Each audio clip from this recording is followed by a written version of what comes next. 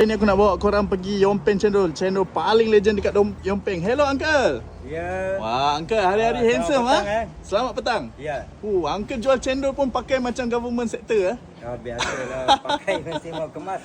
Okey Uncle, buat saya cendol paling gerun punya dekat sini. Campur ke?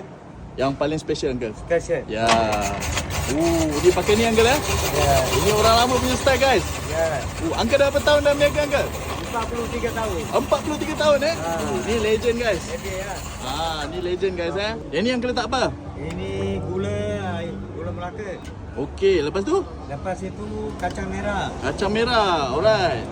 Mantap guys. Kacang panjang besar tu. Kacang panjang yang besar punya kan? Ya. Okey Uncle, saya dengar cerita dekat Uncle punya cendol ni special dari yang lain. Sebab apa? Santan dia Uncle guna apa? Santan memang santan kelapa ori. Santan kelapa ori kan? Ori. Uncle sendiri perah, betul tak? Ya, pakai mesin perah punya pekat.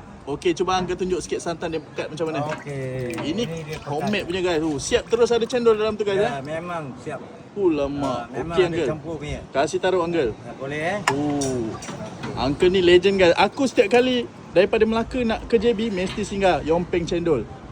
Cendol legend. Okey, lepas tu Uncle letak apa? Lepas tu cincau. Cincau pun ada guys.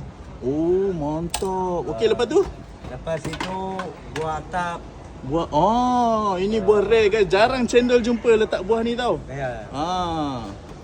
Okey, last sekali jagung Ya, jagung. mantap Uncle. Macam ni berapa ringgit punya portion Uncle? Ini RM5.5. RM5.5 je? Ya. Macam-macam ada ni RM5.5? RM5. Wow, murah guys. Tambah lagi pulut. Tambah lagi pulut. Uncle ni memang murah hati guys. Tengok ni. So habis. Sekarang baru pukul berapa ni? Kau tengok pulut dia dah habis guys. Kat sini memang famous cendol special ni guys. RM5.5 je. RM5. Uncle, durian pun ada Ada. Ini masuk dalam cendol. Ini masuk dalam cendol ke apa? Masuk dalam cendol. Durian apa ni Uncle? Durian Musang King. Musang King. Wow, kalau cendol durian Musang King berapa ringgit? Tambah RM3 saja. Tambah RM3 je. Ya. Biasa kau tempat lain dah 20 lebih Uncle.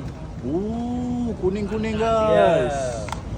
Lama. RM3 je kan. Musang King tau, bukan durian kacuk kampung Ya. Siap Uncle? Siap.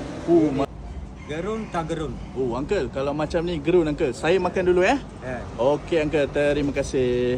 Uncle dekat sini kalau orang mau cari Uncle, apa nama ini tempat? Cendol Yompeng.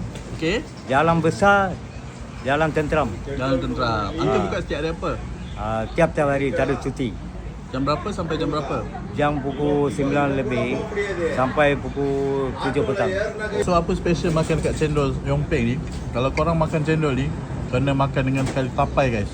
Cendol orang-orang lama. Ini tapai ubi. Orang lama dia tahu ini barang. Okey?